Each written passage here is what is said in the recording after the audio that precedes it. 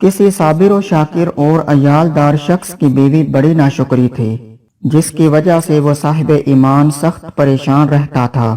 چنانچہ ایک مرتبہ جب 2-3 روز تک کچھ کھانے کو میسر نہ آیا تو اس عورت نے اپنے شوہر کو کچھ سخت اور سست کہا کہ بال بچے بھوک سے مر جاتے ہیں اور تو نکھٹو گھر میں بیٹھا ہے، کچھ تو شرم کر اور کما کر لا تاکہ بچوں کی مصیبت دور ہو۔ یہ سن کر شوہر کہنے لگا کہ خدا کی بندی، رات کے وقت شور و غل نہ مچا، میں صبح کو کچھ مزدوری کر لاؤں گا اور جو کچھ اجرت ملے گی تیرے سامنے لا کر رکھ دوں گا۔ چنانچہ جب وہ اللہ کا بندہ صبح کو مزدوری کرنے کے لیے گیا تو کسی نے اس کی بات نہ سنی اور سب مزدور اپنے اپنے کام میں لگ گئے۔ جب اس بندہ خدا نے یہ حال دیکھا تو جنگل میں جا کر عشاء تک عبادت الہی میں مشغول رہا اور رات کو چپکے سے گھر میں جا پڑا کہ خالی ہاتھ دیکھ کر خدا جانے یہ عورت کیا طوفان برپا کرے گی، صبح اٹھ کر پھر کہیں سے مزدوری کر لاؤں گا۔ لیکن رات کو جب عورت کی آنکھ کھلی تو کہنے لگی، میاں اب تک کہاں تھے اور کیا کما کر لائے ہو؟ اس بندہ خدا نے جواب دیا کہ میں نے جس کی مزدوری کی ہے وہ بڑا ہی رحیم و کریم ہے اور اس نے کل کو مزدوری دینے کا وعدہ کیا ہے۔ اس پر عورت نے جھلا کر کہا کہ ہمارے بال بچے تو بھوکے مر رہے ہیں اور آپ ہیں کہ وعدہ کرتے پھر رہے ہیں۔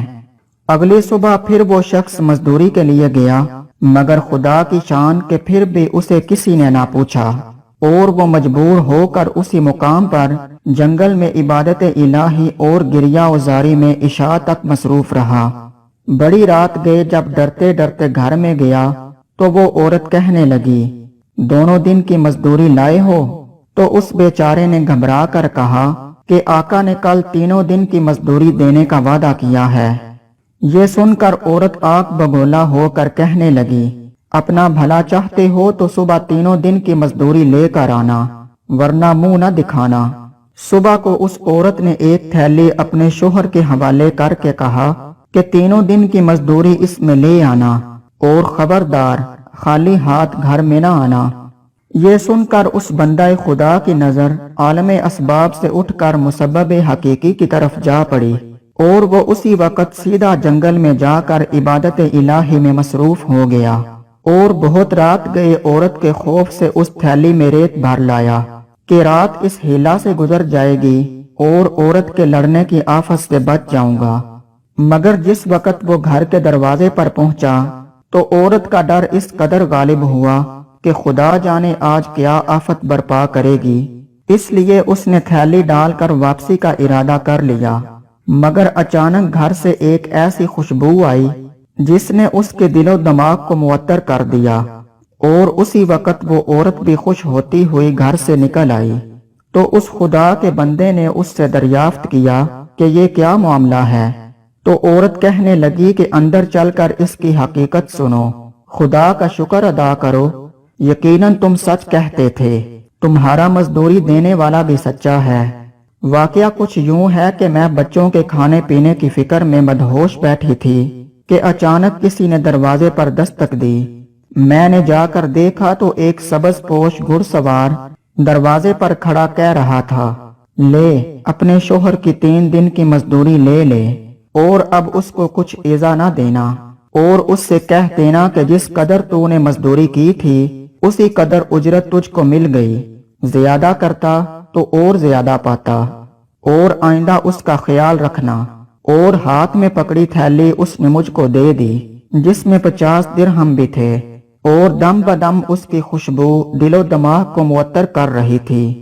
یہ سن کر اس بندہ خدا پر ایک عجیب کیفیت طاری ہو گئی اور وہ گریہ وزاری کے ساتھ اللہ تعالیٰ کی حمد و ثنا میں کھو گیا اور اس کی عورت اس کا یہ حال دیکھ کر حیران رہ گئی کہ اے خدا یہ کیا معاملہ ہے، خوشحالی میں یہ پریشان حالی کیسی؟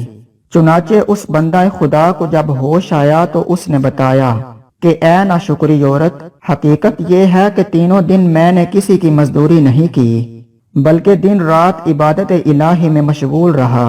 رات کو آ کر تیرے خوف سے یہ ہیلا کر دیتا تھا کہ آقا نے کل مزدوری دینے کا کہا ہے، مگر میرے مالک حقیقی نے اپنے غلام کو سچا کر دکھایا اور تیری رات دن کی آفت سے مجھ کو نجات دے دی۔ اس پر میں جتنا بھی اس کا شکر ادا کروں وہ کم ہے۔ دیکھ، آج میں اس تھیلی میں تیرے ڈر سے ریت بھر لایا ہوں، جا اس کو خالی کر لے اور ریت کو پھینک دے۔ جب اس کی بیوی نے چاہا کہ تھیلی کو خالی کرے تو کیا دیکھتی ہے کہ وہ تھیلی تو ایسے زر و جواہرات سے بھری ہے جن سے تمام گھر روشن ہو رہا ہے۔ یہ حال دیکھ کر اس بندہ خدا نے اپنی تمام عمر اللہ کی شکر گزاری میں گزارنے کا ارادہ کر لیا۔ معزز سامعین، جو بندہ اپنے اللہ پر بھروسہ کر کے اس کی اطاعت اور فرما برداری میں مصروف رہتا ہے تو اللہ تبارک و تعالی بھی اسی طرح اس کی غیب سے مدد کرتا ہے۔ اللہ تبارک و تعالی ہم سب کو بھی اس واقعہ سے سبق حاصل کر کے اس پر عمل کرنے کی توفیق عطا فرمائے۔ آمین ثم آمین۔